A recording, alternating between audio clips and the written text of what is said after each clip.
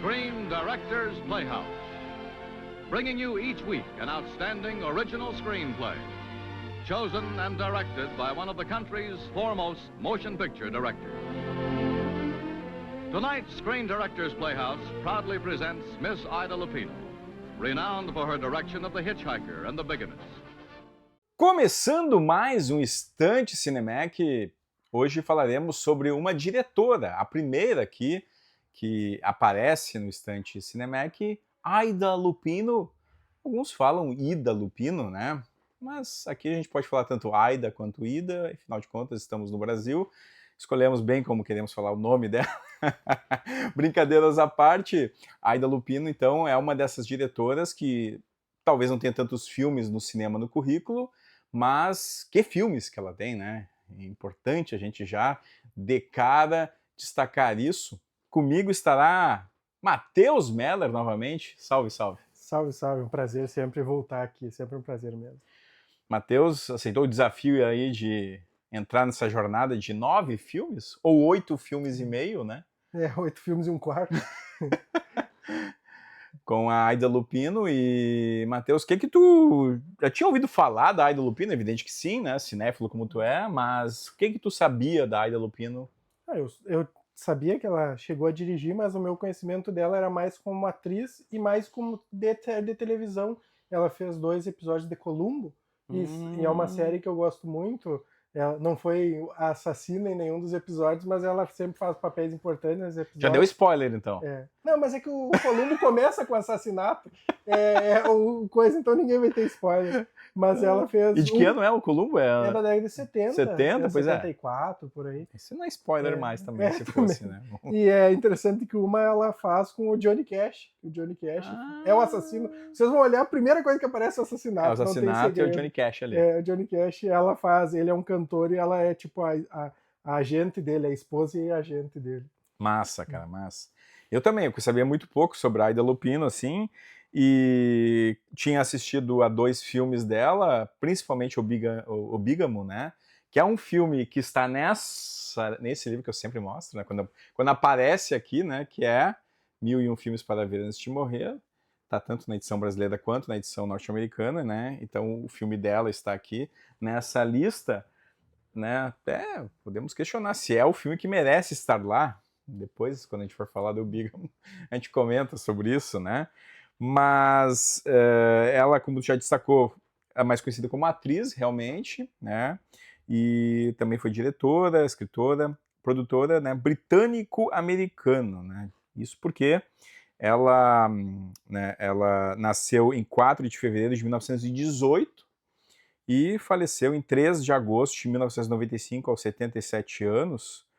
E ela, na verdade, a carreira dela é nos Estados Unidos, né, apesar de ter nascido no Reino Unido, e tem uma longa jornada aí de atuação, mas também de produção, né?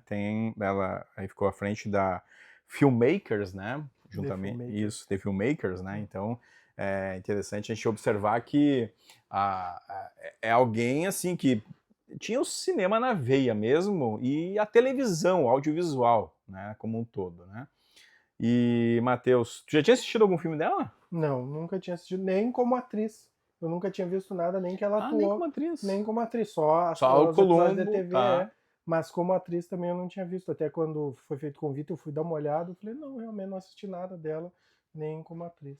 Que bom, Matheus, apesar de muito jovem, é um admirador dos clássicos, né? Se é pra falar do... Jovem senhor. Se é pra falar de filme lançado agora, assim, nos anos 2025, ele vai dizer, não, deixa pra... Difícil. Agora, se for 1935, 45, aí muda o cenário, né?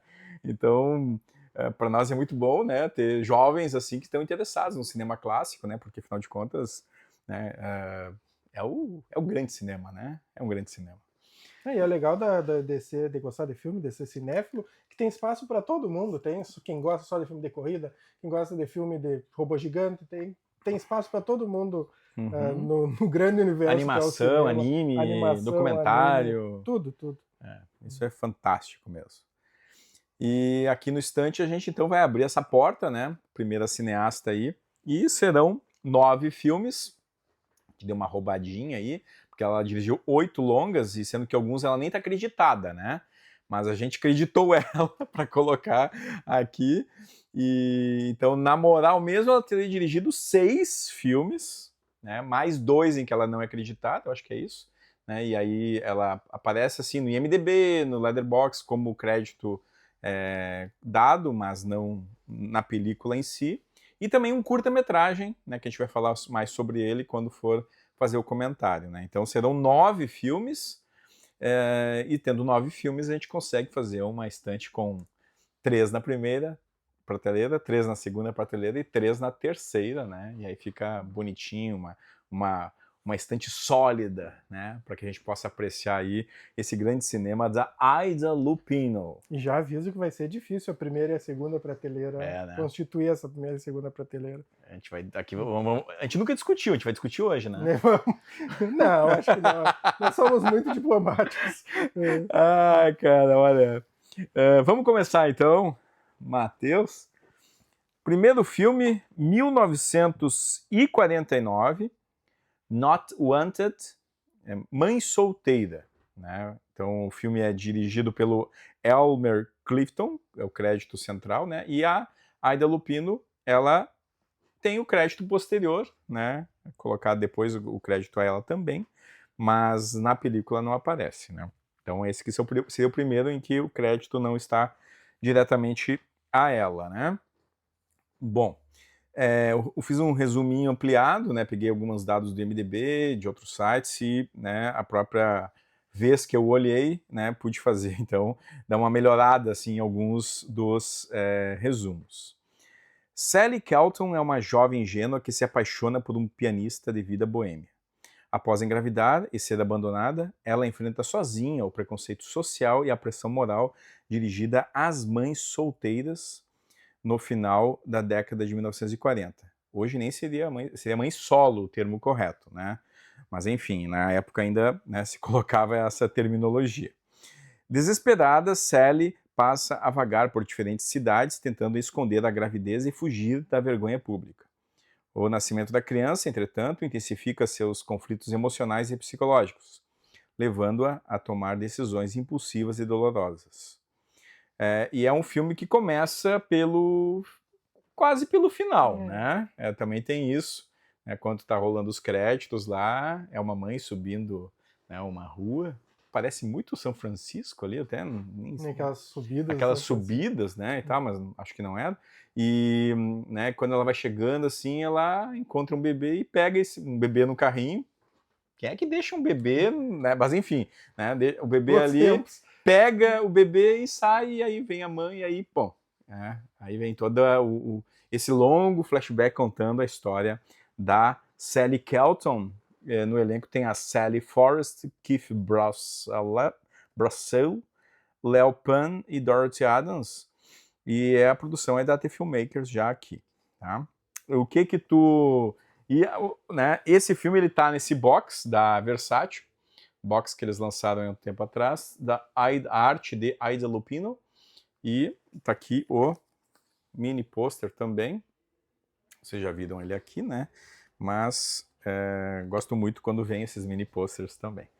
E aí, Mãe Solteira, Mãe Solo. É péssimo o título, né, em português, porque ele entrega o filme. Entrega. Não tem aquele suspense nenhum do início. Exato, quebra, né? Mas uma coisa interessante dessa questão do diretor, né, é que o diretor ele teve um ataque do coração e daí ela assume, né? Ela assume. E eu fui atrás para descobrir quando ela teria assumido, para ver se já estaria vendo duas visões, mas pelo que eu entendi, ele, antes de começar a direção, ele tem esse ataque do coração, então ela dirigiu tudo mesmo. Uhum. Me deu crédito para ele porque... Me deu crédito, Enfim, né? Até nesse livro aqui, Ida Lupino, Director, Her Art and Resilience in Times of Transition, que é só impresso, né, porque eu li ele digital, fala que uma pessoa que ajudou muito ela na direção foi o editor, foi o mesmo editor de Hope, do Hitchcock.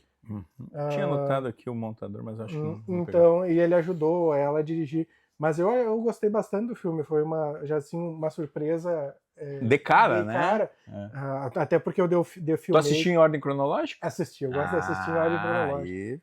Até tem outro diretor que nós estamos assistindo, que eu assisti em ordem contra-cronológica. Tu foi de trás pra frente. Bom, Tô indo de trás pra chegaremos frente, lá. mas eu já achei legal pela própria proposta dos The Filmmakers, né, que eram para ser filmes quase documentários, mais realistas, então tem muito externa, tem muita essa questão, mas eu já achei legal, assim, da forma que ele trata do assunto, de começar pelo fim. Se eu não soubesse o título, não tivesse o título, eu ficaria me perguntando. Então eu gostei, já foi um filme que eu gostei de início. E uma coisa legal é que, primeiro, o filme, a Aida, nos outros que nós vamos ver também, ela contextualiza bem o problema que ela está lidando. Então, mesmo que hoje ainda tenha vários mesmos preconceitos que tinha na época ainda tenham, eu entendo quais são os problemas da época.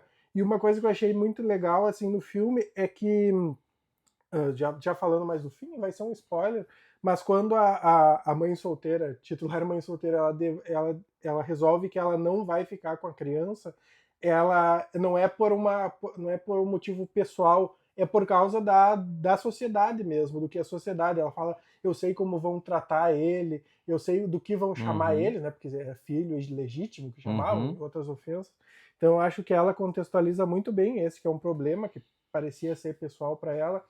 E eu achei legal a partir do livro também como ela lidou com a censura, porque em 49 o código de produção ainda estava funcionando normalmente, ainda não tinha começado a ruir, né, no final dos anos 50. Código Hays, né? O Hays Code, ainda estava no máximo. E ela, o natural era num grande estúdio que os produtores lidassem. Ela é que lida com o código. E ela vai conseguindo, então, tirar da censura coisas que não conseguiriam passar. Então, por exemplo, uma coisa que é uma cena que é bem interessante e que eu consigo ver assim a questão dela ser uma diretora mulher fazer, o nascimento, o parto, é no ponto de vista da personagem que tá tendo a criança.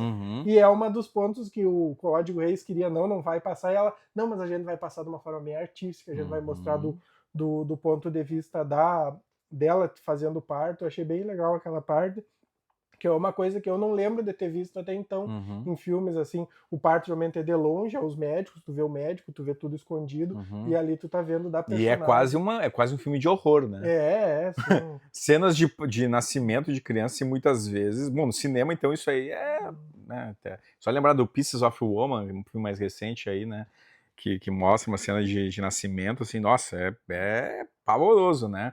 E realmente, a forma como a Aida constrói essa cena, né, ela é muito bonita, assim, e mostra também, assim, o ponto que está atrás dessa discussão, né, que é justamente, né, toda a carga dela não ter um companheiro, não ser casada, enfim, né, e de, né, tá, enfim, dando vida a um novo ser, né, um ser humano, né.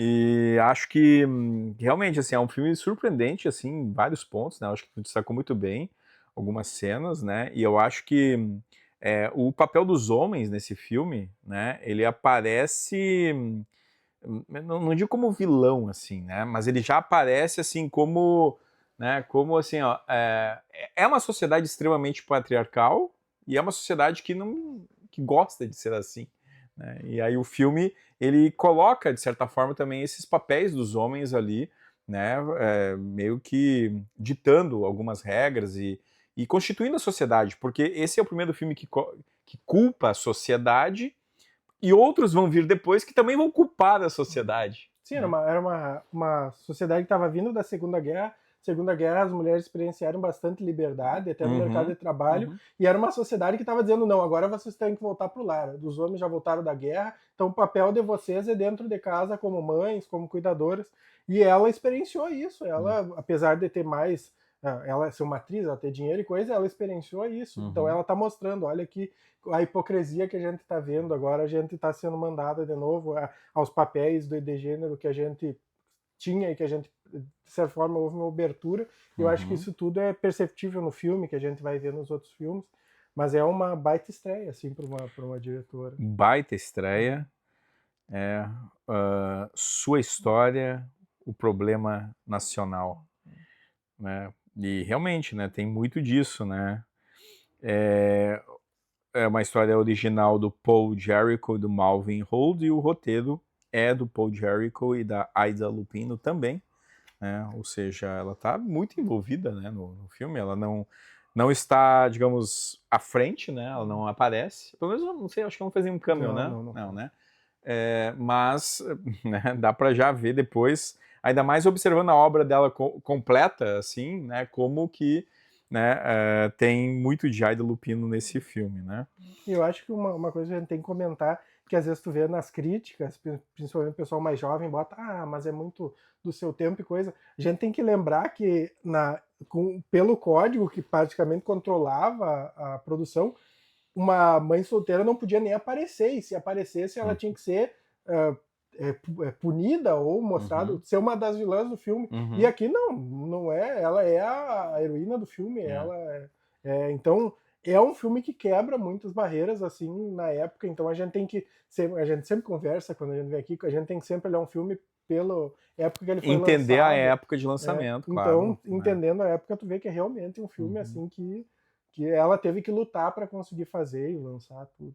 E o código ele foi instituído no início dos anos 40, né? Ali, 34, anos 30, foi até 50 e poucos, né? Billy Wilder começa a quebrar. Isso. E veio ali naquela esteira ali de realmente regular, né? O que poderia ser mostrado e não poderia. Tem muito também ali, por exemplo, evitar questões muito violentas no cinema, porque também ali o contexto da década de 30, né, da recessão americana, da reconstrução e tal. Os filmes de máfia foram muito atingidos nesse sentido, né, e também a própria questão das drogas também foi um outro elemento bastante enfocado, a questão de gênero foi também bastante controlada, né. Racial. Porque assim, não era proibido, mas assim, havia muito de autocensura dos estúdios para não fazer esse tipo de coisa, porque afinal de contas, ou ia aumentar a classificação indicativa e o filme não ia ter bilheteria, né, ou mesmo, né, de ficar mal visto pelos olhos da sociedade, as pessoas não conseguirem consumirem mais, né, e então muito, digamos que tinha a autocensura e depois ainda tinha a censura, né, então tinha as duas coisas, né, e esse filme aqui realmente é um marco, assim, do cinema, né? Tanto que, né, é um cinema independente americano aqui já, né? A gente pode colocar isso, já era dos estúdios ainda aqui, né? Nós ainda tínhamos, né, bastante em evidência. E esse é um filme, assim, excelente, realmente, começando muito bem a sua carreira como diretor, ainda que não esteja acreditada, né, na tela, mas, né, como o Matheus falou, é um filme dela.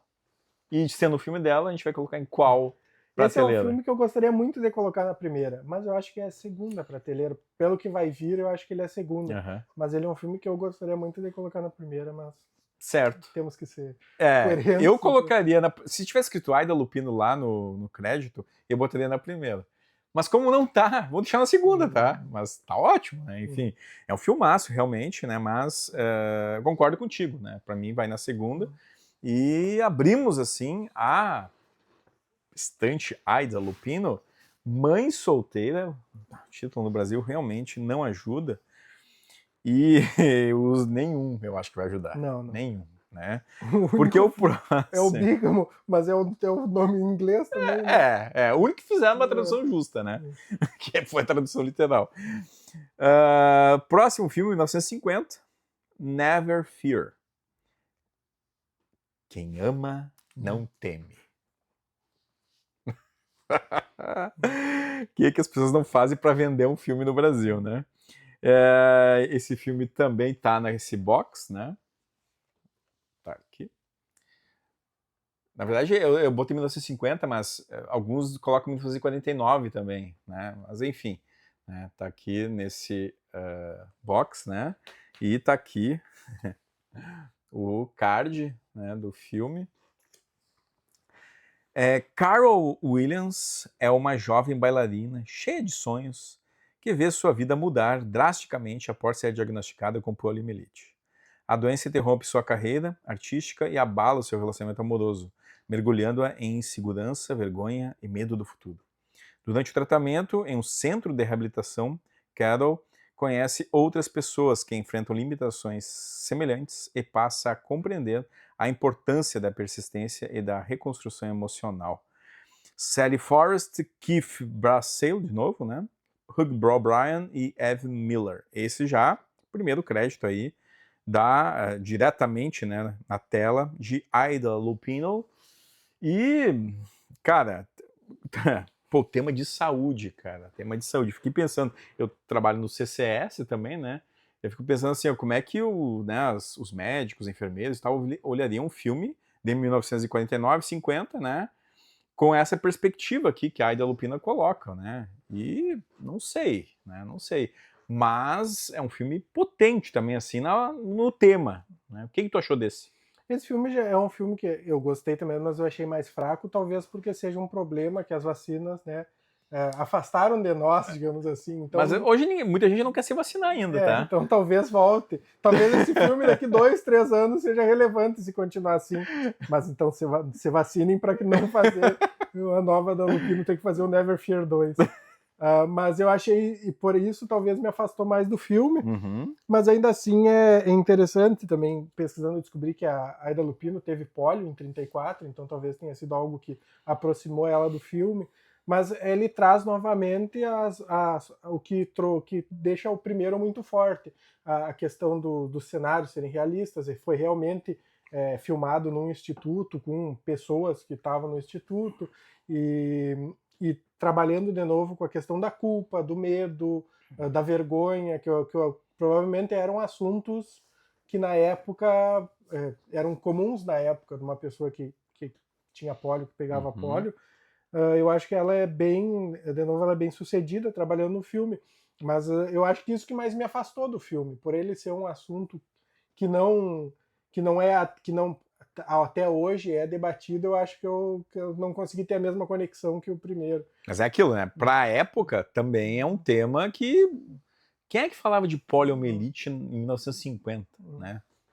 Daí veio, né, um filme também independente, né?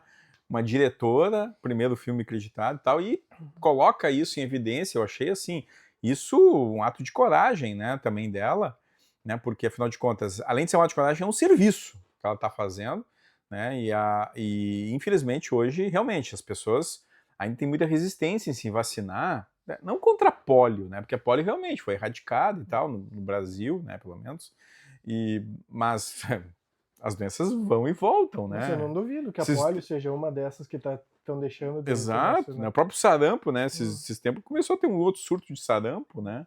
E aí, como é que faz, né? Então não é só a Covid, né? A própria... a gripe, né? As pessoas não querem se vacinar contra a gripe, né? Então, quando tem um filme que trabalha isso, pra mim, assim, e trabalha de uma forma também diferenciada, né? Porque ela coloca um relacionamento, ela bota assim, ó, é um melodrama, né? Ela coloca elementos de romance no meio, né? E toda uma problemática, assim, para a história avançar em algum sentido, né? Para dar importância aos personagens, né? Porque se fosse só a doença pela doença, desumaniza o processo, né? Sim, com certeza. Então, né, tem que fazer isso. É o que não é um documentário, é um filme. Exato. Então E é bem sucedido. E, de novo, eu acho que até seria um filme... Esse filme foi feito antes da vacina. Eu acho que a vacina é da década de 50, mas não em 50. Então eu acho que até seria a importância de rever esse filme justamente para essa questão. Olha como mudou, como uma vacina, que parece uma coisa tão simples, é capaz de mudar as percepções da gente sobre uma doença. E é aquela questão, eu acho que é uma estrutura parecida com esses três primeiros filmes, tem uma estrutura parecida, que é a personagem principal, uma mulher, tem alguma coisa acontece com ela tem vergonha, ela tem ansiedade, ela tem com essa que aconteceu, a sociedade olha negativo aquilo, e ela se afasta do amor dela, do relacionamento, e no final volta do terceiro, não dá a entender que vai voltar, mas eu acho é um filme que, de novo, é muito competente, tem a questão do realismo, que estamos falando em 50, quais são os filmes de 50? Sunset Boulevard, All About Eve, grandes cenários e coisa, e ali é uma coisa bem pequena, com pessoas comuns. Tem os épicos assim, também ali, né? O Covardes, né? Os musicais também ali. Também. Dançando na Chuva é 52, logo depois. Então é um filme pequeno, realista, com personagens que são pessoas comuns, e ela é bem sucedida de novo em mostrar esse problema. E a gente entra de novo naquilo que eu falei do primeiro filme. Não é um problema que hoje está entre nós, mas ela contextualiza muito bem, tu sabe por que a personagem sofre, quais são as inseguranças dela, qual é a vergonha que ela tem relacionada desse problema. Então eu acho que de novo, ela é bem sucedida na direção do filme. Eu te pergunto, Matheus, quem ama não teme? Quem ama não teme. No final, não teme. Mas acho que Never Fear é melhor. Porque daí tira do amor, né? Nunca tema, talvez. Né? Mas não é só sobre o amor, é não tema a doença, não Exato, tema é mais sobre isso, inclusive, né? É mais sobre isso. A própria ideia da vida, né? Como um todo, né? É engraçado por causa que o filme trata também daquela sociedade. E daí isso, lógico, não é uma conclusão que eu tirei sozinho, foi lendo esses textos, mas é que o texto trabalha... O outro ali tu mostrou também? Não mostrei. Esse aqui, ele não fala da Aida Lupino, mas o 5º capítulo desse livro aqui, The Classical Hollywood Reader, ele fala sobre o apagamento da mulher diretora quando entram nos grandes estúdios. Porque eu queria entender qual que é o universo cinematográfico que a Aida resolve dirigir. E ela foi no tempo que ela era diretora, ela era a única mulher no sindicato dos diretores. Então, dizem que tinha uma piada na época que era senhores e madame, que era quando tinha as reuniões, porque ela era a única diretora do sindicato na época. Chamaram ela para apresentar um Oscar de melhor diretor, justamente por essa questão. E daí o que traz o texto, daí no caso do outro que eu apresentei, é como também ela trabalha a questão da sociedade pós-guerra, que a gente já comentou, que o namorado da dançarina, ele vai conseguir um emprego e ele chega, o cara tá falando, como assim tu não pagou essa casa? Não tô nem aí que tu é soldado, vou te mostrar o dia D, e é D, daí não funciona, mas de expulsão e coisa. E daí quando ele fala, não, ele chega, eu gostaria que, sim, eu vou lhe vender uma casa, a gente quer ajudar os soldados. Então também dessa questão da hipocrisia dessa sociedade, que está fazendo a mulher voltar ao status antes da guerra, de novo, prendendo aquele papel de gênero, que não está ajudando essas pessoas que voltaram da guerra. Um dos pacientes é um ex-guerrilheiro. Então tem toda essa questão, um ex-soldado, né? Então tem toda essa questão que ela trabalha muito bem. Assim. Muito bem. Never Fear. Em qual prateleira? Eu botaria na terceira. Na terceira. Novamente, não é um filme ruim, mas é um filme que eu não consegui me relacionar muito porque não é um problema atual. Pra mim, assim, ficaria entre a segunda e a terceira ali também, né? Pra mim, o outro ainda flerta com a primeira. Tá? O que a gente falou, o Not Wanted, o antes, né? Esse aqui não flerta, realmente. Ele dá na segunda ou na terceira. Então, convidado aqui, né? A gente sempre também, né? A gente constrói estante junto. Se for alguma coisa meio assim, a gente briga, né? A gente briga. Mas só, acho que deixando bem claro, acho que pelas nossas falas dá para entender que nenhuma das prateleiras tem mérito. Tem diretores. Quando a gente falou do Lumet, por exemplo, a última prateleira era umas buchas. Aqui, nesse exemplo, nenhuma prateleira são filmes ruins. Aqui o Lumet também tem um monte de filme, né? Tem muito filme. Aqui são nove que não dá gosto ruim na boca. Bom, e aí vem um filme que também tá lá em 1950, que é O Mundo é o Culpado, ou Trash. O título americano é maravilhoso, né? O Trash. Que tá aqui. Esse é um DVD solo que saiu pela Obras Primas. Eu lembro quando saiu o DVD, é um dos poucos que faltavam, assim, da Lupino, né? E aí que bom que lançaram, né, no Brasil. E aí também eles colocam aqui um card, né? Com pôster americano, né? O resumo, né? Anne Walton, novamente uma mulher protagonista aqui, leva uma vida tranquila até ser violentada durante uma noite comum, né? Ela saiu, enfim, e acabou sendo violentada. É o termo que eu estou usando, né? Mas poderia usar aqui um termo mais forte, que é estupro. Embora o crime, né, jamais seja mostrado explicitamente, suas consequências emocionais dominam toda a narrativa. Incapaz de lidar com o trauma e sentindo-se observada e julgada por todos ao seu redor, Anne abandona a família e o noivo, iniciando uma fuga emocional marcada pelo medo e pela desorientação. Em outra cidade, tenta reconstruir a própria identidade, enquanto convive com crises de ansiedade e paranoia. Mala Powers, Todd Andrews, Robert Clark e Hall March estão aí no elenco. E, cara, eu, assim, ó, quando eu vi esse filme, eu pensei, eu não acredito que é a Ida Lupino que fez esse filme. Tudo bem que os temas, né, são fortes e tal, mas o filme dirigido por uma mulher, né, abordando um tema que hoje está em evidência, né, violência contra a mulher, enfim. O que tu achou de O Mundo é o Culpado? O Mundo é culpado, na verdade. Esse filme é bastante pesado, mas assim, não de uma forma ruim. Eu acho que ele é muito... Novamente, a gente tá falando aqui de um filme da década de 50, quando a mulher que era vítima do assédio sexual, né, do estupro, era muitas vezes, não era nem vista com simpatia, às vezes, em alguns filmes. E ela trabalha isso, a cena é pesada, ela é, assim... Hoje, às vezes, é feito de forma muito triste, assim, mostrar para chocar, e no filme não é chocante, é desconfortável, tu sente, assim, o peso daquilo, e é um filme que eu acho que, para a época, foi talvez o único a lidar dessa forma.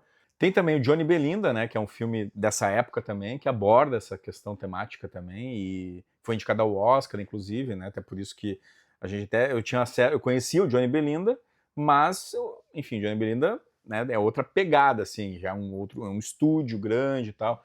Agora, uma mulher à frente das câmeras, realmente, isso é único. Quando eu assisti, né, porque eu tentei ver também meio que em ordem cronológica, apesar de já ter visto alguns antes, né, eu pensei, legal que não é do box, né, é o DVD solo e tal, que eu tinha comprado, não tinha visto ainda, né, e porque o estante é isso, né, a gente cria o pretexto para poder ver esses filmes todos aí, né, que estão lá, né, que tem uma pilha, né, de filmes para ver.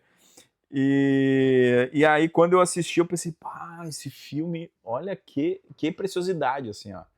E aí eu fiquei pensando, né, porque eu já tinha visto o Bígamo, né, se esse aqui, pela força temática, pela forma como é construído, enfim, outra série de questões, ele não deveria estar naquela lista dos 1001 para ver antes de morrer, ao invés do Bígamo. Ou os dois, talvez, né. Mas, assim, tu acha que...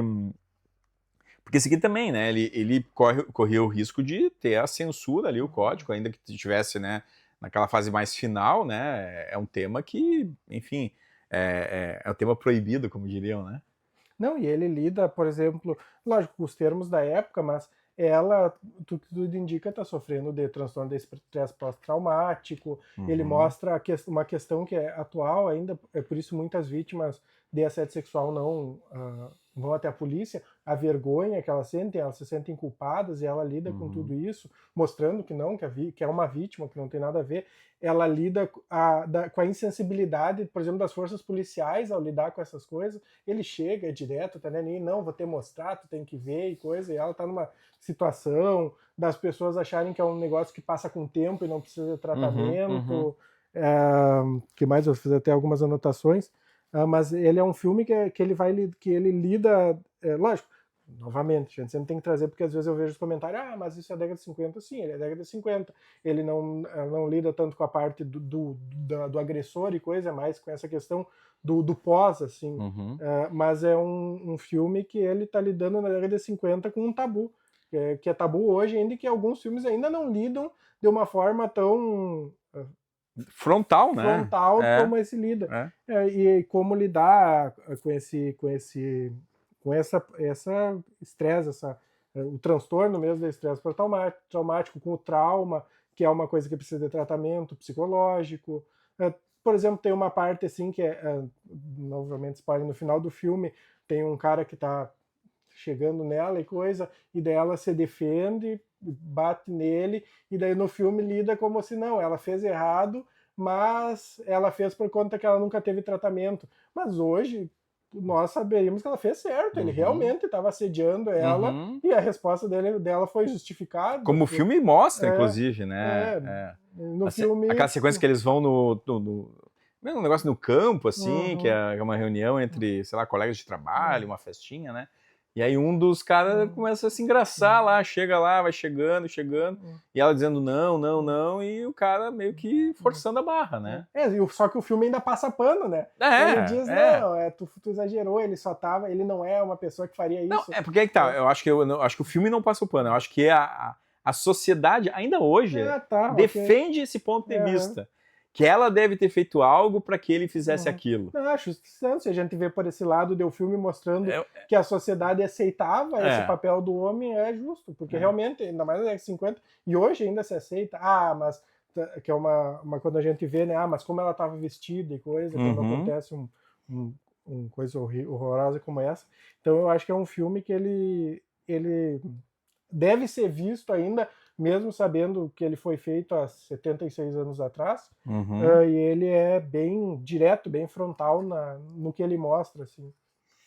Gostei muito, assim, da experiência de ter visto esse filme, né, e acho que claro, alguns pontos de atuação poderiam ser questionados, né, a mise-en-scène às vezes, mas eu acho que, né, o tema é mais forte que isso, né, e eu acredito que é um filme forte, e inclusive é um filme que sofreu muito justamente pela abordagem temática, era um filme divisivo, né, que muitos assim não queriam tocar no assunto, não queriam falar desse filme e tal, né, porque realmente, né, é um tema que é extremamente desconfortável, né, mas necessário de ser falado, né, e o cinema tem essa força, esse poder, e uma pena que seja um filme que teve muitos anos, né, à margem assim, da filmografia da própria Aida Lupino, mas que foi, inclusive, nessa versão que eu tenho aqui, é uma versão de uma nova edição que foi feita, que passou por um tratamento e tal, e, né, enfim, chegou até nós para mídia física, né? E uma coisa interessante que agora eu lembrei é que na cena,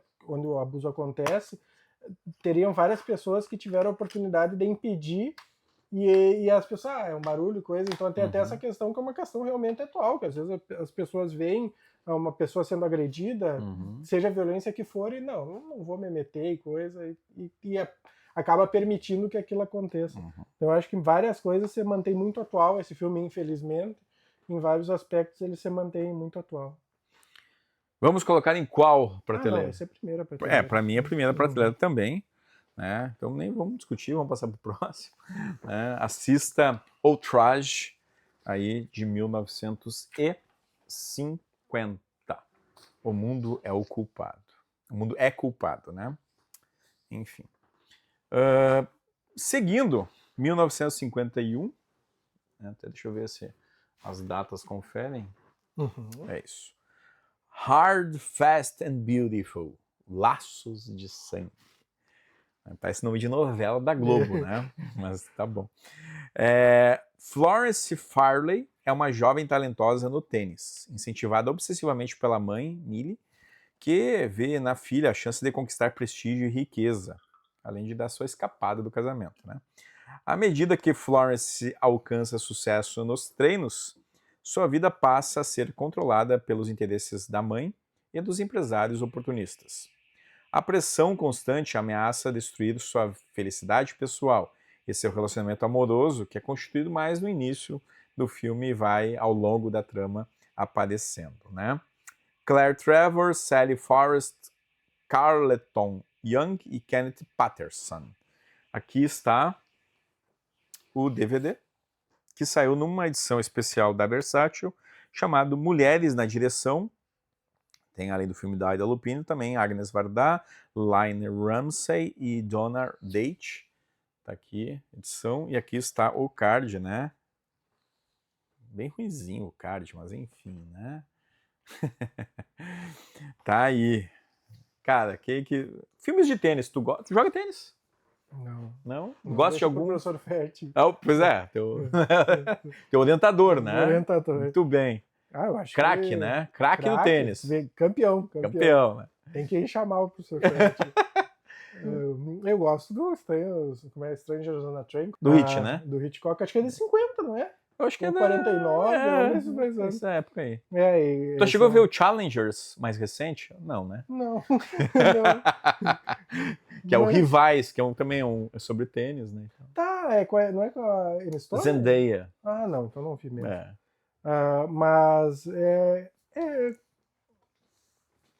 Não é um filme ruim, mas para mim foi o filme assim que mais deu uma queda no assunto por causa do assunto mesmo, assim. Uhum. Mas é um filme interessante, lida com aquela pressão da família de tu fazer alguma coisa que tu não quer. De novo, questão dos papéis, né? A mãe dela quer que ela continue no tênis para ganhar dinheiro, porque ela tá se dando bem, e acha um cara ali para agenciar, que ele tá como ganhando dinheiro para a mãe.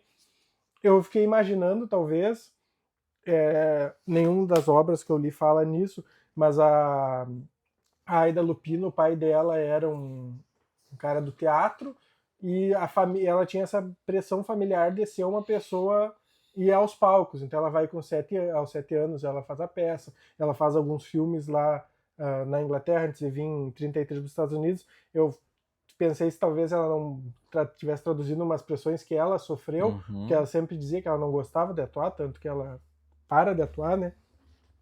Mas é competente o filme, as cenas de tênis são Isso que eu ia bem dizer. interessantes, assim. Porque assim, é difícil a gente representar alguns esportes, né? O futebol é muito difícil representar, né? O tênis, o vôlei, muito difícil representar, e o tênis, então, também muito difícil representar, né? Porque, enfim, tem coisas que acontecem na quadra que, se tu vai representar, tu vai poder perder a naturalidade do processo, né? Ela consegue, a partir da montagem, né, que eu acho que é um elemento importante em filmes como esse, dar um certo dinamismo, dar credibilidade ali para os personagens. Como falou da montagem, né? Eles fazendo assim com a bola, mas os atores estão vidrados que tu vê, não, realmente, eles parecem que eles estão vendo uma coisa incrível. Então, quando corta, eu acho que eu tô vendo uma coisa incrível. O que me pega mais é a ingenuidade, às vezes, que o filme, assim, chega a mostrar, O né? melodrama, né? O melodrama é que não é aí que tá, diferentemente dos outros três ali que tem temas fortes, esse aqui tem o tema de uma menina que é explorada, entre aspas, pela mãe. Isso acontece até hoje, né? A gente vê muitos exemplos aí de artistas mirins sendo explorados pelos pais, né? Mas o desenvolvimento da história, né? O papel do pai, que tem um problema de saúde, no fim das contas, né? E a gente vê que o relacionamento do pai e da mãe é uma coisa meio quebrada e tal, mas, né, eu acho que algumas coisas ficam muito ingênuas, assim, da forma de representação. Então é uma coisa que eu não gostei, apesar de gostar das cenas de tênis aqui desse filme, né? Eu não gostei muito do papel ali, por exemplo, do empresário que surge, né? Falta mais malícia, eu acho, né? Tudo bem, é tudo sugerido, né? Que a mãe, né, enfim, tá levando uma vida que ela quis e tal, de luxo. Comprou carro novo, nos grandes hotéis da Europa. Exato, né? Tá tendo certamente um relacionamento extraconjugal, o filme não mostra, né? Mas, né? Então, falta um pouco mais de malícia para mostrar esse ponto, né? Porque é necessário aqui.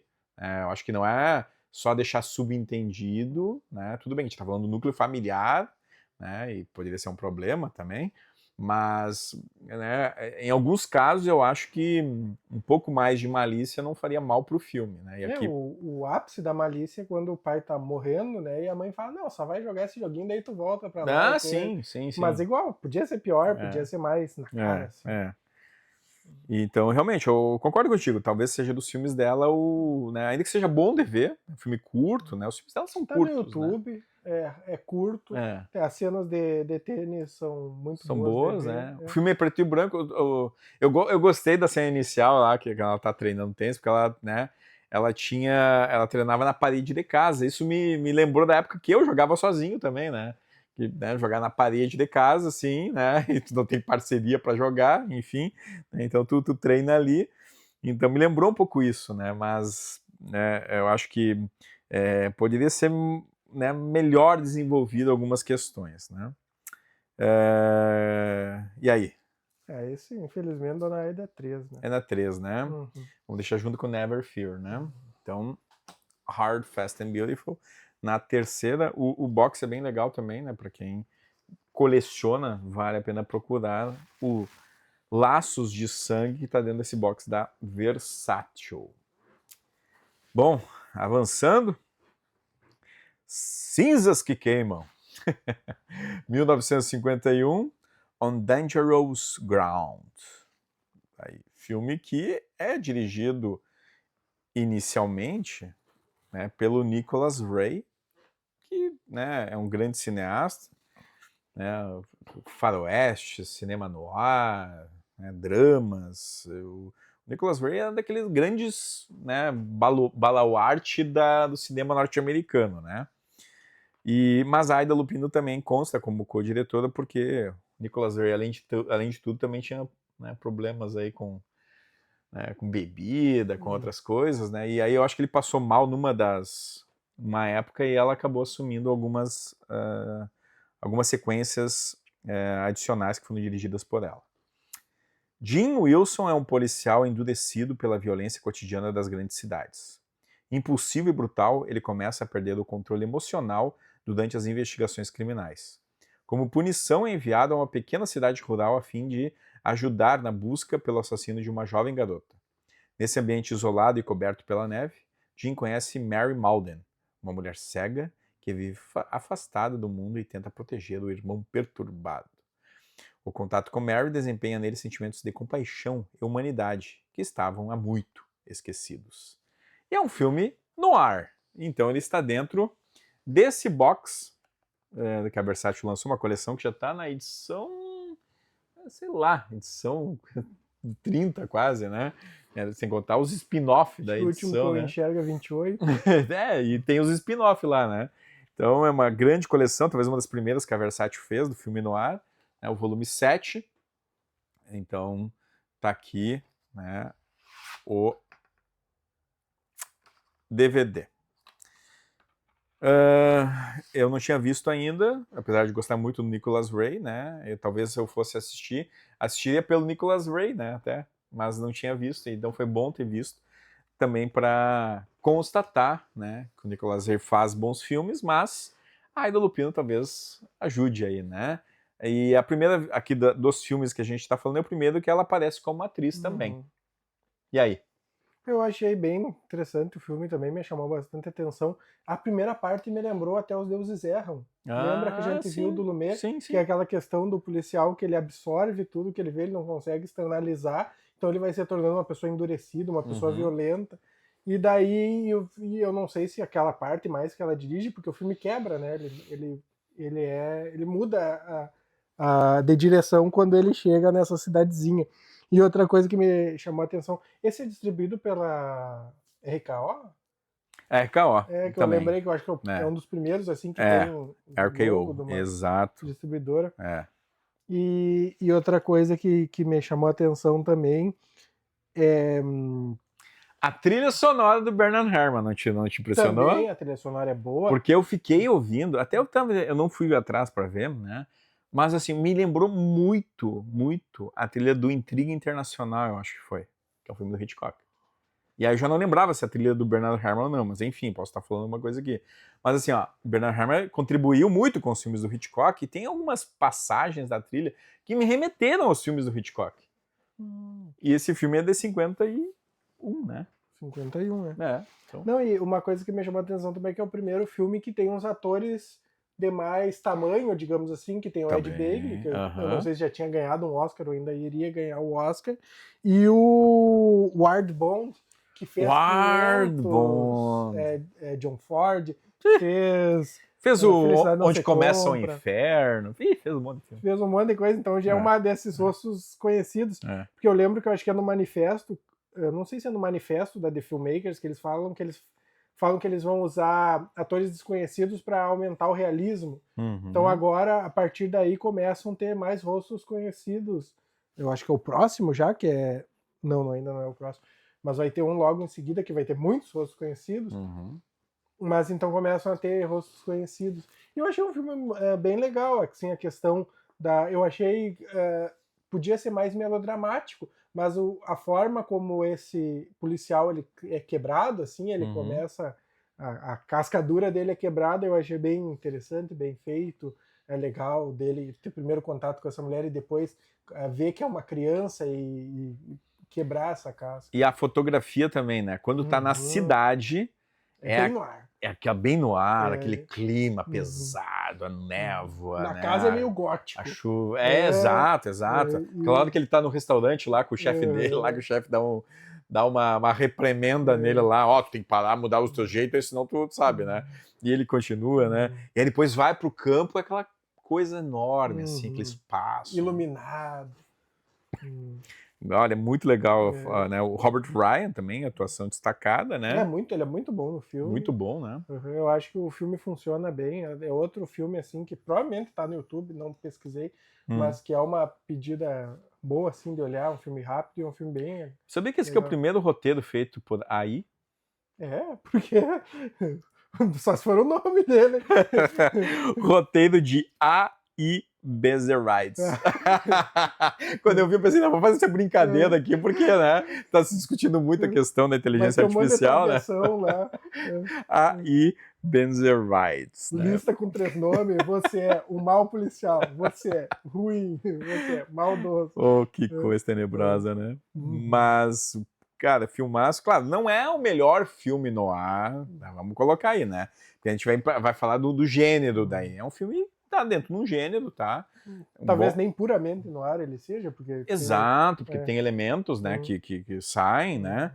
Né, mas é um bom filme, assim, que surpreendeu também, assim, quando eu assisti, né? Foi uma daquelas boas surpresas, porque realmente, assim, quando a gente percebe... E eu gosto de filmes que conseguem traduzir bem essa questão, né, da cidade e do campo, né? Eu sempre lembro do Aurora, né? Que é um filmaço, assim, que, enfim, que é uma referência nesse sentido, né? Mas que não é um filme noir, né?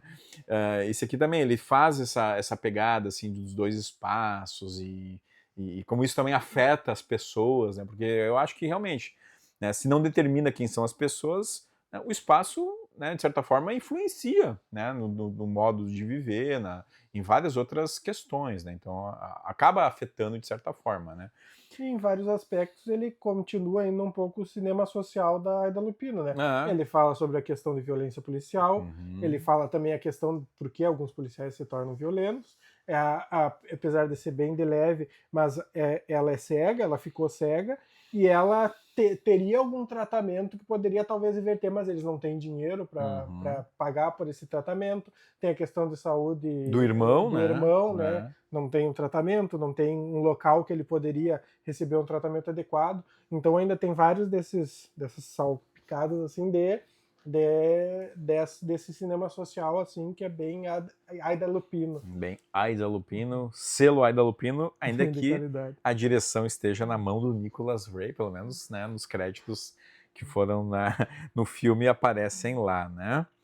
E, pô, a trilha sonora do Bernard Herrmann, se você ouvir e estabelecer essas conexões, aí vai ter uma experiência interessante, viu? E aí, vamos colocar em qual? Esse é um, assim, que me deixa bem na dúvida. Entre primeiro e segundo, terceiro ou primeiro e segundo? Não, primeiro e segundo. Esse não é um filme de terceira. Eu também acho que pra mim ou é primeira ou é segunda, né? A gente usou como critério, eu usei pelo menos, né? O critério não ter lá Aida Lupino, né, na direção, botaria na segunda. Eu acho um bom critério. Botaria na segunda, mas... Até porque a gente não pode saber até o que ela dirigiu. Em que medida, né? Isso é uma pesquisa que eu vou fazer depois. Então eu acho que a segunda, por isso. Mas é um ótimo filme. Ótimo filme. Noir. E que bom que a Versátil lançou também em mídia física, né? Então vamos deixar na segunda prateleira, por enquanto, pode subir, né? A gente sempre fala que a gente, né, tá negociando, né? Então aí o On the Dangerous Ground, Cinzas que Queimam. No Brasil também não precisava, né? Não. Mas enfim. Aí vem 53, O Mundo Odeia-me. Poxa vida, Esse título não tem nada a ver com nada. Que é The Hitchhiker. Né? O Caroneiro seria muito melhor. Pô. E que é um filme daqueles também, né? Poxa vida, que filme instigante, né? Durante uma viagem de pesca pelo México, 2 amigos dão carona a um homem aparentemente comum, sem imaginar que ele é um assassino procurado pela polícia. O criminoso psicótico e imprevisível transforma a jornada em um pesadelo claustrofóbico, mantendo os dois sob constante ameaça de morte. A tensão cresce à medida que o trio atravessa estradas desertas e pequenos povoados, enquanto os reféns tentam encontrar uma oportunidade de escapar. E, além de tudo, inspirado em fatos, né? Tá aí, filme dirigido por Ida Lupino, aí, novamente, com o selo dela. Um filme também, estilo noir, também pode pegar um pouco desses elementos. Ainda que seja mais um thriller, né? Um road movie também. E esse saiu numa coleção da Folha, Grandes Diretores do Cinema, que foi lançado junto com a Versátil, né? Então, talvez a Versátil futuramente venha lançar num dos boxes que eles estão lançando, né? Mas saiu aqui. Tem um libretinho também, eu gostava dessa coleção por isso, né? Tem texto do Inácio Araújo, né? Que é um importante crítico de cinema. O Pedro Maciel Guimarães também, departamento da Unicamp. O Cássio Starling, crítico da Folha. E, cara, tem o Edmond O'Brien, né? O Frank Lovejoy, William Tallman no elenco. O que tu achou desse aqui? É um filmaço, esse é um filmaço. Filmaço, né? É um baita thriller. Única coisa que eu achei, assim, que eu queria mais, é que eles demorassem mais para saber que o cara é o cara que estão buscando, talvez no rádio, alguma coisa, eles ouvissem, o que é isso? É a única coisa, assim, que eu achei falta. Porque eu acho que podia ter, para nós ficar com aquela ansiedade e os personagens ainda não saber. Mas tirando isso, é um filmaço, assim, um baita thriller. É legal por causa que os que são sequestrados, eles mentiram para as esposas que eles iam pescar e, na verdade, eles iam fazer uma viagem pelo México. É isso. Uma coisa que num dos livros comenta é que é um filme que ele foi filmado no México com atores mexicanos. Então é uma coisa que provavelmente na época se usariam estereótipos para fazer uma comédia, e ela não, ela pegou atores mexicanos, eles são mexicanos, sem ser estereotipados, né? Estereótipo nem nada. A polícia mexicana, ela trabalha para captura tanto quanto americana, estadunidense. E outra coisa interessante é porque é baseado num caso real, e a Aida, ela foi na cadeia falar com o Billy, eu não lembro o sobrenome agora do Billy, para receber a liberação para ela poder botar o personagem na tela. Então ela foi lá para falar com o cara, e os advogados, acho que ganharam $3.000 para a liberação do personagem. Não tem isso dela ir de atrás e conseguir a liberação. Mas é um filmaço, tem essa questão de ser externa, não ser cenário, é tudo externa. Então tu vê aquelas montanhas, aquelas formações assim, entre os Estados Unidos e o México. Eu acho assim, um filmaço, um baita thriller, tu sempre fica com aquela tensão. Será que agora os dois não são mais úteis pro hitchhiker, né, pro psicopata, e ele vai matar então esses personagens? Então eu achei bem interessante. E né, me lembrou muito assim também filmes lá nos anos 70 depois, que vão ser filmes de horror, que vão explorar também essa temática, né? Enfim, das pessoas que estão se divertindo, e lá pelas tantas acaba acontecendo algo através de suas vidas, né? E eu me obriguei aqui a trazer também, ler um depoimento de uma pessoa chamada Martin Cinema Scorsese. Não conheço. Não conhece? Não. Ele escreveu no New York Times, tá? Eu nunca encontrei a Ida Lupino, mas sempre sonhei em conhecê-la. Agora, infelizmente, não terei mais essa oportunidade, porque ela faleceu. Ela era uma mulher com talentos extraordinários, dentre ele o da direção. Lembramo-nos de seu trabalho de atriz perspicaz e radiante, mas seus magníficos êxitos como cineasta foram um pouco na sombra, o que é uma injustiça. Ela foi uma verdadeira pioneira. Muito mais importante e interessante que Dorothy Arzner, por exemplo, que é a realizadora mais conhecida que a antecedeu. Ela realizou 6 filmes dirigidos, né, acreditados a ela, de 49 a 53, que são notáveis, peças de música de câmara, que tratam assuntos tão ousados de um modo bastante claro, quase documental. Esses filmes são marcos de uma era na história do cinema americano, e esse é também The Hitchhiker. É a primeira. É só isso, né? Não precisa nem perguntar em qual prateleira vai ficar, porque realmente é um filmaço, né? E a abordagem aqui é interessante também, né? É que está mais centrado no mundo masculino. Os outros ali, né, geralmente tinha muito a questão do feminino. Tudo bem que o do Nicolas Ray também se concentra no policial, né? Mas tem ela mesma, né, que faz o papel ali da cega. Esse aqui não, esse aqui é centrado principalmente nesse desenvolvimento aí do trio, né? E o caroneiro, o cara que faz o caroneiro, cara, bota medo, né? Por isso que até mais pra frente ele é estranho com esse papel mais... Pra te ver que era um ator bom, né? Uhum. Porque eu acredito nele depois no curta e eu acredito ele aqui, porque ele ele tem o supracílio, assim, que ele fica... Por causa que às vezes quando dá de perto, tu consegue ver que é maquiagem. Uhum. Mas tu fica, será que é maquiagem ou será que o supracílio? Porque o filme é bom, então tu já vê que é uma pessoa, não é um personagem. Então realmente um thriller, assim, que em alguns momentos é aterrorizante. E esse também foi pela Filmmakers e pela RKO, né? A RKO também lançou esse.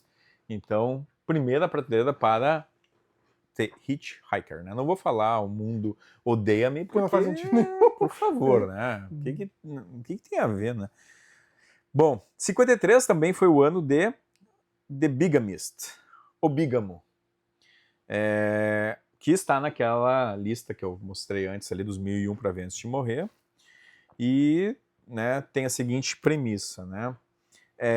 Harry Graham aparenta levar uma vida comum ao lado da esposa Eve, com quem tenta adotar uma criança na cidade de São Francisco, né? Isso é um dado importante. Porém, a investigação conduzida por uma agência de adoção revela que Harry mantém secretamente um segundo casamento em Los Angeles. Ou seja, né, alguns muitos quilômetros de São Francisco, né? Ainda que as duas cidades sejam do estado da Califórnia. Dividido entre duas mulheres e duas cidades, né? É incapaz de romper com qualquer uma delas, ele vive sob crescente pressão emocional. Elenco Edmond O'Brien, John Fontaine, Ida Lupino e Edmund Gillen. É um grande filme também. Aqui está, ele saiu nessa coleção também. E aqui está. E é bonito o pôster. O pôster. Diferente do Hard, Fast and Beautiful. Esse é um aqui, pôster bonitaço. Esse é um pôster que vale a pena realmente. E até porque tem John Fontaine e Ida Lupino no pôster, né? Aí melhora bastante, né, a visão do negócio, né? E esse é um filme que eu tinha visto alguns anos atrás, e eu revi agora com a Melissa, inclusive, que não tinha visto nenhum filme da Ida Lupino, né? E é um filme que, assim, talvez, para quem não conheça muito legislação dos Estados Unidos, né? É um filme que pode soar estranho aqui no Brasil, né? Que parece que, enfim, né? Não há um crime, um crime envolvido, né? Mas aqui há, né? Então, isso que é legal e interessante observar também essas diferenças culturais, né? E também de legislação, né? Hoje nos Estados Unidos tem apenas um estado que eu vi que não... que eu acho que é o Utah, eu não lembro qual estado agora, né, que não criminaliza a bigamia. O que tu achou do Bígamo? Tu não tinha visto então, né? Não, e primeiramente que, tirando a Ida Lupino, Edmund Gwen ganhou Oscar por Milagre na Rua 34, não me lembro. Como é? Esse Mundo é uma Loucura? Como que é o nome desse filme em português? Saiu com esse nome, né? O Milagre na Rua 34, ou De Ilusão Também Se Vive. Isso, Esse Mundo é uma Loucura é do Frank Capra. Da Ilusão Também Se Vive, ele ganhou o Oscar para fazer o Papai Noel. A John Fontaine por Suspeita, do Hitchcock. Nossa. Que filmaço, né? O outro Edmond é pelo filme A Condensa Descalça, esse eu não conheço, de 55 também. Ele venceu o Oscar, e só a Aida que não tem nenhum Oscar de melhor atriz. Eu gosto muito do Edmund Gwen, agora entrando numa vírgula, que supostamente a última frase dele, ele estava com o George Seaton, que é o diretor do Milagre na Rua 34, e ele falou, como tu tá muito difícil. E ele, em últimas fases, ele escreve, difícil não é morrer, difícil é fazer comédia, que é uma baita frase, que eu duvido que ele tenha dito, mas que é uma baita última frase. Mas é um baita filme, primeiro, duas atrizes enormes, toda a atuação é boa, o o jeito como a história é contada, que é por flashback, é legal. Tem uns momentos engraçados que ele tá num tour por Hollywood, e daí aqui você está passando pela casa do grande ator Edmund Gwenn, daí ela fala, eu vi ele em Milagre da Rua 34, ele fala Papai Noel. Então tem essa coisa de quebrar a quarta parede. Tem outro filme que acontece isso, que eu não lembro mais qual é. Tem outro filme que um dos atores do filme são citados no filme, não lembro qual dos outros é. Mas tem essa parte engraçada, mas a parte mesmo dos relacionamentos, tudo. Por exemplo, de novo... Sim, acho que no último, né, na comédia. Tem muitas referências, tem, né? exatamente, tá. exatamente. Mas a questão mesmo de todos os personagens serem apresentados de forma simpática. Nós ainda estávamos no Código Reis, não era de bom tom alguém que trai alguém ter um final feliz, não é um final feliz, mas ter... o final em aberto, né? O final em aberto, mas ser apresentado de forma simpática. Então, ele foge... Tem ainda um pouco de cinema social, porque fala dessa questão do casamento, né? Dele não ter a coragem do divórcio, e daí o pai da primeira esposa tá doente, ele não tem coragem do divórcio, a outra engravida, volta aquela questão da mãe solo, né? Se ele largar essa criança vai ser criada sozinho. Mas é um filme bem competente, com grandes atuações, assim. E, de novo, é um filme que, pelo título, quando eu vi o título, eu falei, não vai ser um filme que vai me interessar, porque eu já imaginava que era o Edmund Gwenn, que era o marido das duas. E depois foi um filme que eu fiquei vidrado, sabe? Do início ao fim, me interessou, não pareceu que o tempo passou tão rápido. É um filme muito competente, de novo. O Edmund O'Brien até não faz o tipo, assim, de beleza masculina da época, né? Já a Joan Fontaine e a Aida Lupino são mulheres bonitas, assim, que mostram lá um pouco desse perfil da época, né? Mas, lembrando que ali na década de 50, nós tivemos o Marty, né? Que foi um filme que também não tinha, o Borgnine não era padrão nenhum. É um filme muito bem sucedido, né?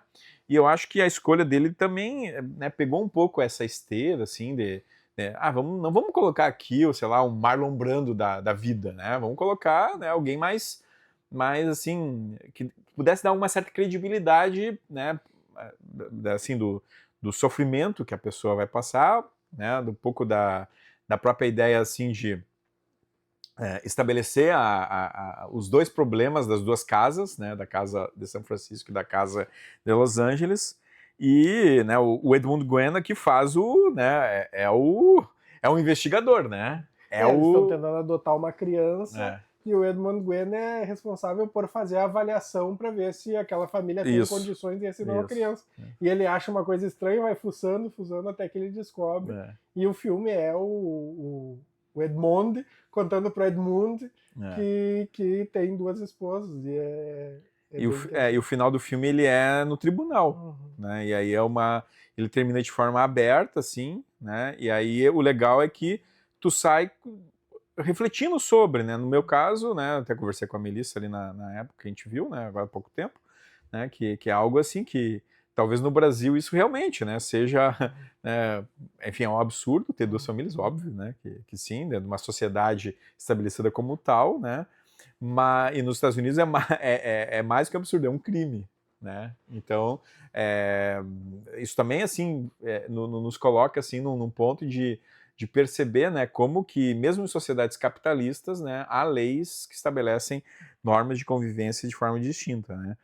E cara, quando eu falo, assim, que eu não sei se esse aqui seria um filme para estar na lista dos 1001, na verdade, eu acho que deveria estar. Mas é que eu ainda prefiro outros, né? Ainda que ele, né, acho que não sei em qual prateleira a gente vai colocar, né? Mas ele tá ali entre a primeira e a segunda, seguramente, né? E é interessante, eu também falei com minhas duas esposas sobre o filme.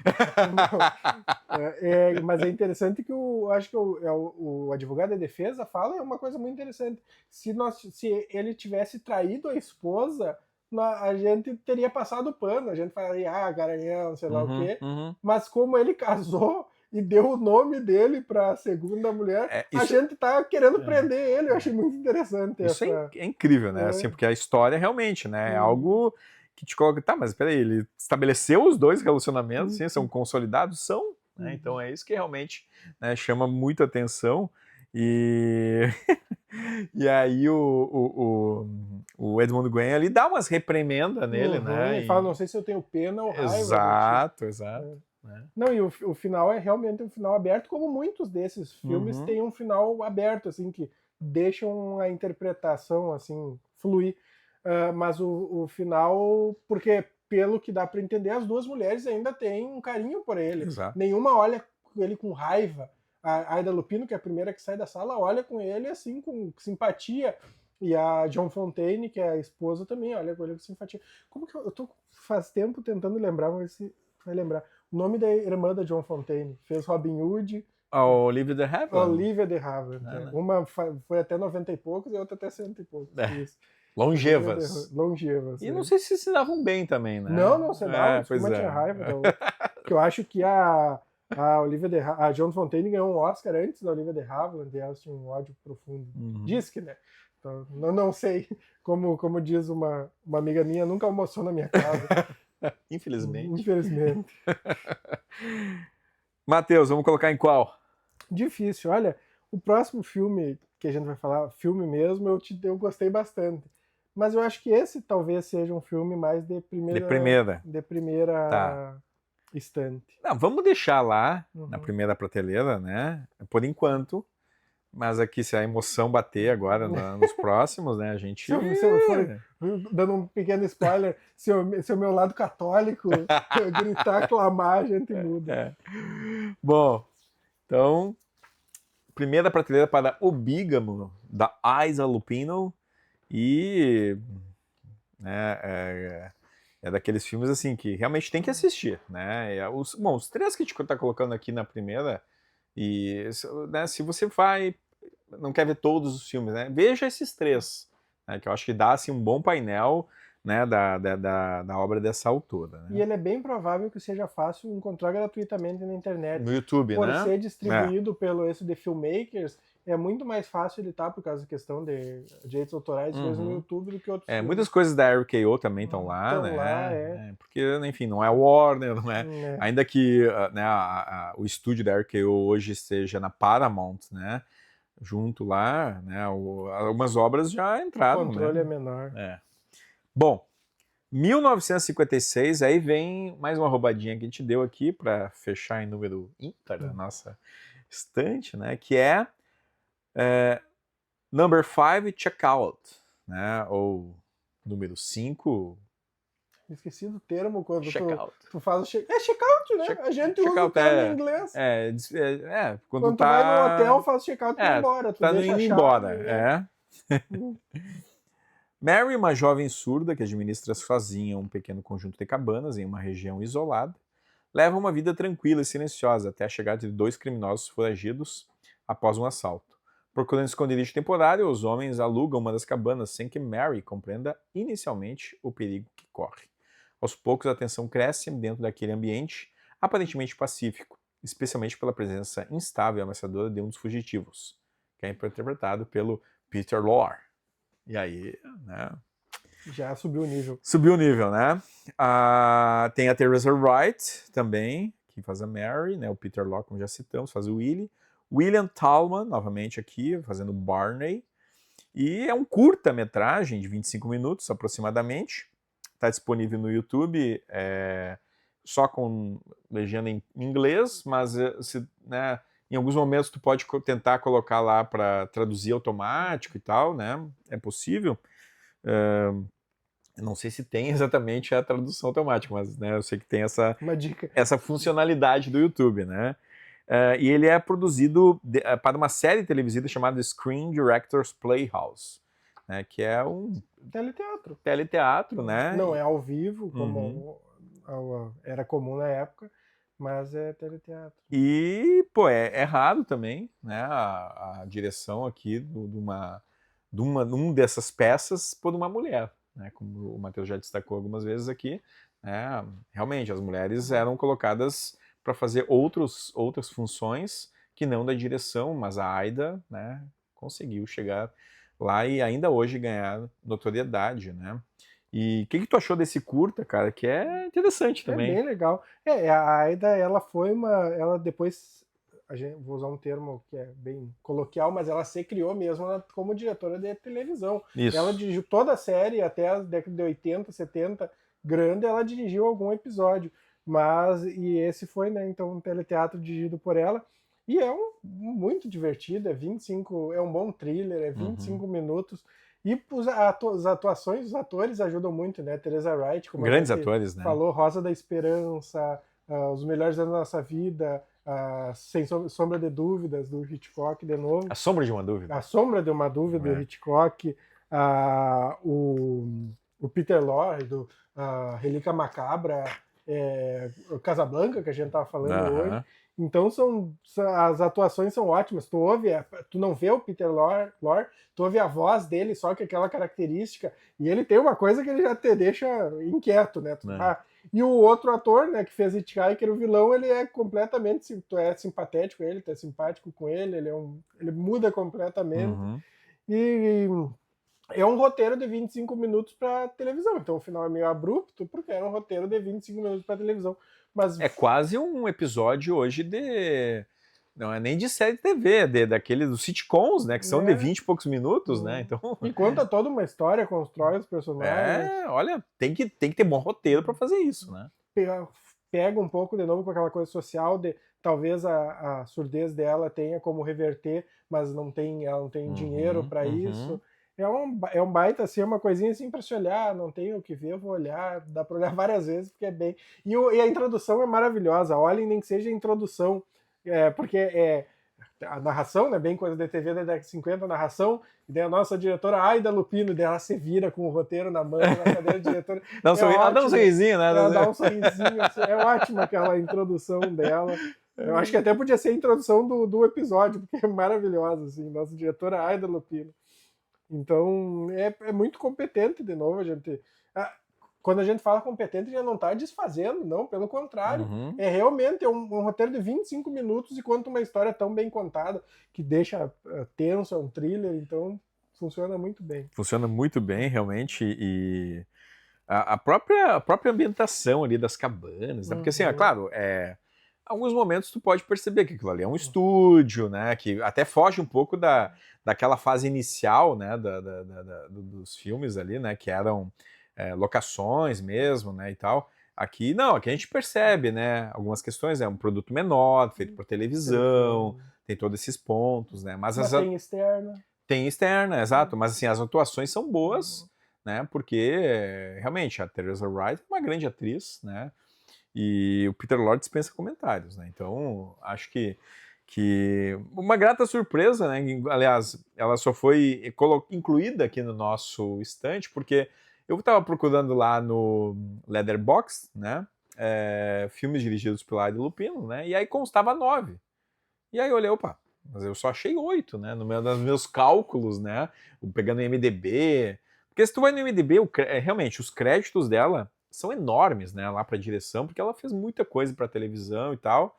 Só que daí, como o nosso foco é cinema, né, a gente pensou, não, vamos usar esse filme aqui, que é um produto fechado, que não faz parte de série, né, que é um curta-metragem, né, que poderia muito bem ter passado no cinema, ainda que seja... O enfoque foi a direção dela, não foi só a diretora do episódio. Exato, né? Então, vamos colocar esse aqui também para simbolizar toda essa grandiosidade de obras que a Aida Lupino fez ao longo da carreira, né? E realmente, assim, é algo louvável, né? Ver que uma diretora tinha toda essa relevância, né, no cinema, e o próprio Scorsese ali falou, né, no texto que ele escreveu para o New York Times, né, que, né, realmente ela é pouco valorizada ainda hoje, né? Eu acho que poderia ser muito mais ressonância e destaque, ainda mais nos tempos de hoje, em que a gente vê muitas mulheres dirigindo, mas também sofrendo com essas questões de, enfim, reconhecimento dentro da indústria,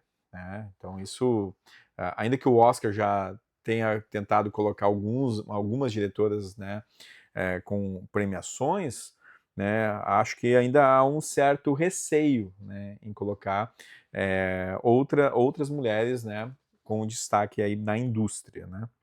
E a Aida Lupino, né, é um exemplo claro disso, né? Foi alguém que fez grandes filmes e que ficou aí à margem dos prêmios, né? Tanto que tu citou antes ali que todo mundo tinha ganho o Oscar, menos ela. Tipo, poxa, então, realmente, né?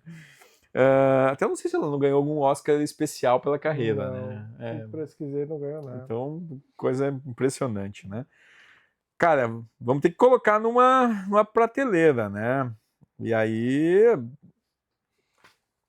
Eu acho que esse ele é um filme da prateleira 3, não por causa da qualidade, mas por ser um curta, ele ser um produto menor, não desfazendo de quem dirige curta, pelo contrário, mas eu acho que nesse sentido ele ficaria em terceira prateleira. Mas é uma obra de grande qualidade, como todos os outros aqui são. Sem dúvida, eu também concordo, né? Por ser um curta, né? É muito difícil a gente comparar, né? Assim, acho que tirando lá o curta do Ilha das Flores, de Jorge Furtado, que não tem como deixar em nenhuma outra prateleira que não seja a primeira, né? Os demais curtas, quando tu compara com os longas, né? Realmente, assim, é um outro trabalho, né? Esse também tem um caráter que ele foi feito dentro de uma ideia de teleteatro, né? Então, para TV, com pouco para recurso, TV, então né? tudo isso acaba influenciando. Mas é um grande filme, vale a pena você procurar aí no YouTube, né? E assistir. Number 5, Check Out, né? Vamos fechar então a nossa estante Ida Lupino, 9 filmes, jogo mais rápido, né? Mais curto aqui o nosso estante.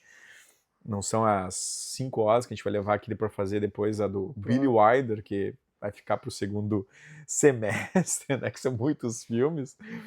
Mas vamos lá. Anjos Rebeldes, 1966. The Trouble with Angels. Primeiro título que não é agressivo de ruim. Exato. Funciona. Anjos Rebeldes até que vai. Funciona. Né? Mary Clancy e Rachel Devery são duas adolescentes enviadas para um rígido internato católico, administrado por freiras.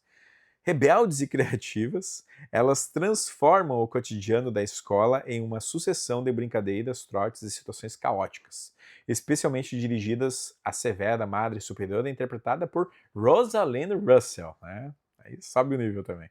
Enquanto amadurecem, as jovens começam a confrontar questões de identidade, amizade, vocação religiosa e responsabilidade. Apesar desse tom leve, bem-humorado, né, o filme reflete sobre o crescimento pessoal, mudanças, né, tem outros elementos ligados à juventude. No elenco, a Hayley Miles, que, vejam só, né, a Melissa, minha esposa, tem um dom, que ela olha uma pessoa e identifica ela assim, não interessa a fase da vida. Olha lá, é a Poliana. E eu, como assim a Poliana, né? A Poliana, a Hayley Miles, é a Poliana do filme lá de 1960, né? Quando ela tinha, acho que 14 anos, alguma coisa assim. E aqui ela está com 20 anos, né? Fazendo uma das protagonistas, a mais serelepe aí, vamos colocar nesse sentido, né? E né, quando ela identificou assim, a gente foi olhar, enfim, né? MDB. E realmente, né? Não, eu fico admirado, né? Com a habilidade dela, né? Identificar sempre ou coadjuvantes ou personagens assim, né? A June Harding também, a Rosalind Russell, como já citamos, e a Meryl Wickles, entre outro elenco feminino grandioso aqui, né? Música do Jerry Goldsmith também. Aqui nós temos uma produção um pouquinho mais... James Goldsmith faz do Star Trek, né? Eu acho que o primeiro... né? Uma produção mais elaborada, assim, é da Columbia, né? Então também tem isso. Estamos dentro de um grande estúdio, né? Também tem as cartelas iniciais, me lembrou muito assim a Pantera Cor-de-Rosa, assim, o estilo, né? Até eu não lembro se o cara que faz as cartelas iniciais e finais é o mesmo, né? Se for, eu vou botar um certinho aqui, tá? E, cara, filme super divertido, né? Bela surpresa. Bela surpresa, tá aqui. Também tá nessa coleção, fechando, né? O box da Ida Lupino. E aqui está o card. E aí, cara? Porque assim, uma surpresa também, porque às vezes uma comédia mais infantil, às vezes não faz gargalhada, mas tem momento que eu gargalhei, que eu achei piada engraçadinha, assim, engraçada mesmo. Eu achei, foi muito divertido. E é um filme mais longo que todos eles. Tem 2 horas, né? 2 horas, 1h50. e passou que foi, assim, rapidinho, muito divertido, engraçado. A Rosalind Russell é genial no filme, como Madre Superiora, funciona muito As bem atrizes mais jovens também também. dialogam, né, conversam bem com as madres superioras ali, né? Tem uma cena que eu vou dar spoiler, mas que eu gargalhei, que elas estão fumando e acham que é um incêndio. Então tem uma freira que é mais velha, é muito engraçado. Tem aquela que tá sempre dormindo? Tem, que é a senhora, Essa aí, né? que ela toca o sino e é muito engraçado, assim, é um filme até que eu não conhecia, nunca tinha ouvido falar. Uhum. Tem uma atriz que é a Mary Wickers, que ela fez lá Natal Branco, lá na década de 40, e que ela tem uma predileção para freira, ou chamam muito para ser freira, porque ela faz mudança de hábito, que é um filme que eu adoro, eu acho engraçadíssimo. Tá. E então eu falei, mas essa freira eu conheço como freira. E daí eu fui lá e falei, lógico, mudança de hábito. Mas é um filme, é uma surpresa muito agradável, assim. Todos foram surpresas agradáveis, mas esse eu acho como um filme mais contraído, assim, filme para botar até para uma criança, talvez, ele funciona. Funciona super muito bem. Funciona super bem. Porque ele não tem um peso religioso, ele tem um final, assim, que reflete um pouco sobre religião, até porque que são das escolhas, né? Das escolhas. Mas é um filme muito divertido. A parte das roupas da banda, é muito engraçado. Assim. A questão da amizade ali das duas também, né? Da confidência e tal. Os planos mirabolantes. Como é que ela falava um termo bem... um plano mirabolante, extremamente não sei o quê. Ela falava várias vezes, né, ao longo do filme, né?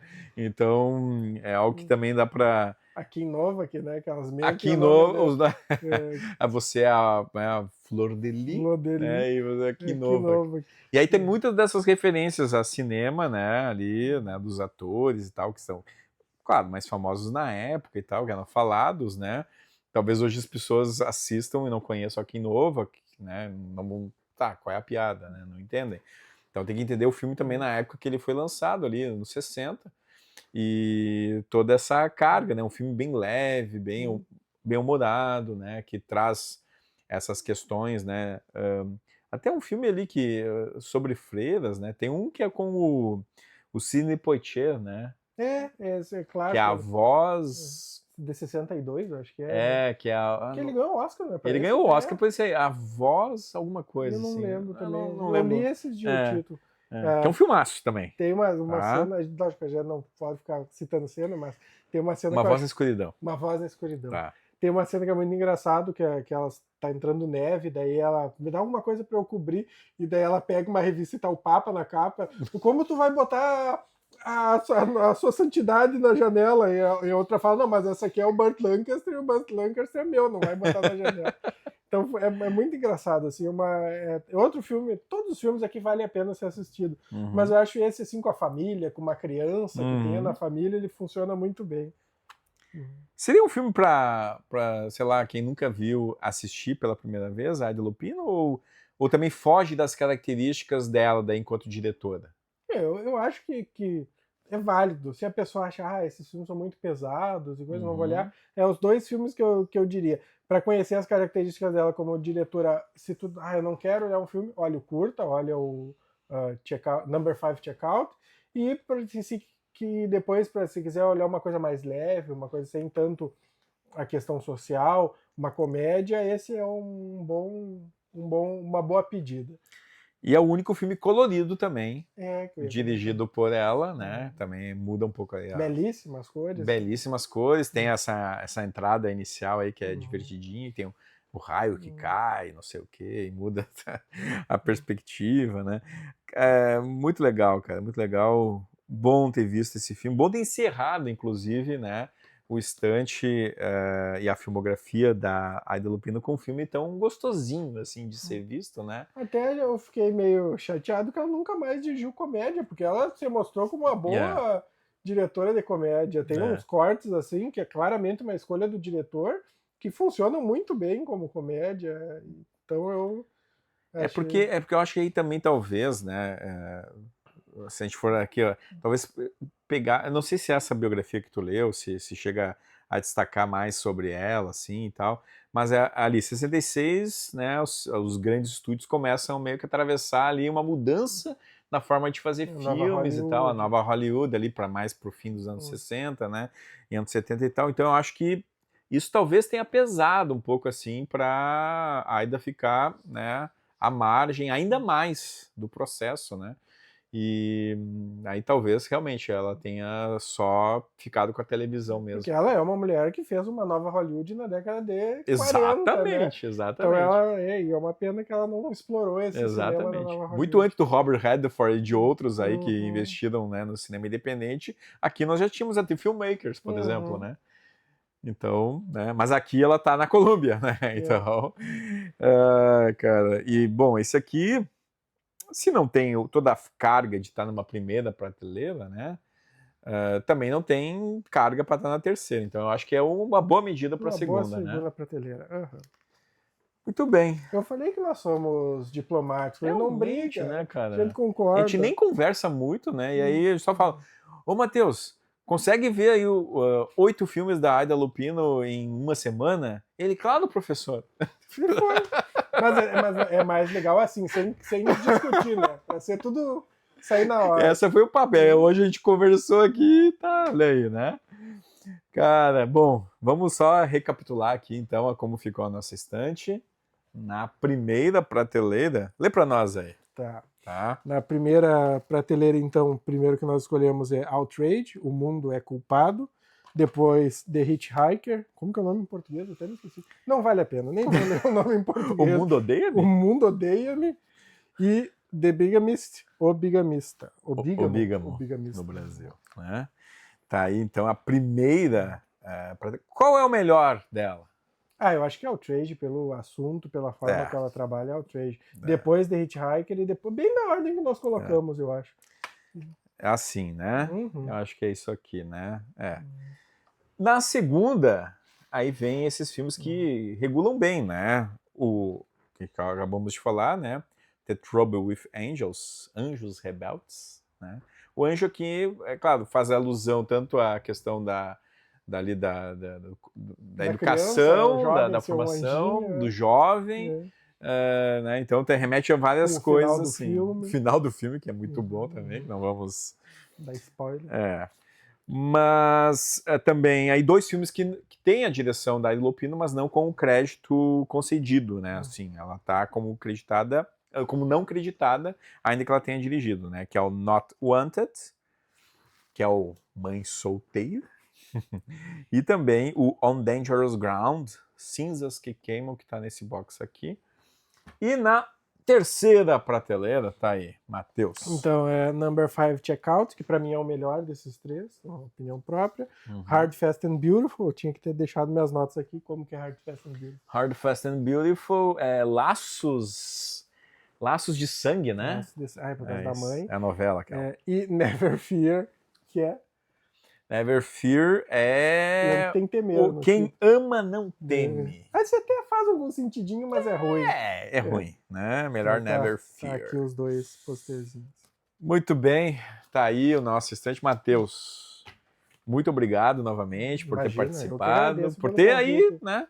Ponto. Check it na filmografia Aida Lupino Number 5 pro cinema. É isso aí. E acho que eu insisto na dica de quem se interessou, lesse eu vou procurar. Aida Lupino Director, porque até faz uma discussão que nós não fizemos, que é a recepção das mulheres para a obra da Lupino, no momento inicial, no momento intermediário e mais recentemente. Então acho que vale a pena esse livro, que aqui está em... não é a capa, Não saiu no Brasil, né? Não saiu no Brasil, ele só tá... Eu acho que ele é bem recente, até 2020 talvez. Interessante. Certo, então, até uma próxima, né? Até a próxima. Não esqueça de curtir, compartilhar, deixar nos comentários aí. Se você viu algum filme da Aida Lupino, né, deixa para nós, comenta aí, né? E se assistiu, qual a tua impressão sobre essa de grande diretora aí, pouco falada, né? Mas aqui no Estante Cinemec a gente fala de todo mundo, né? Na medida do possível. Certo? Como eu sempre digo, cuide da sua saúde e assista a ótimos filmes.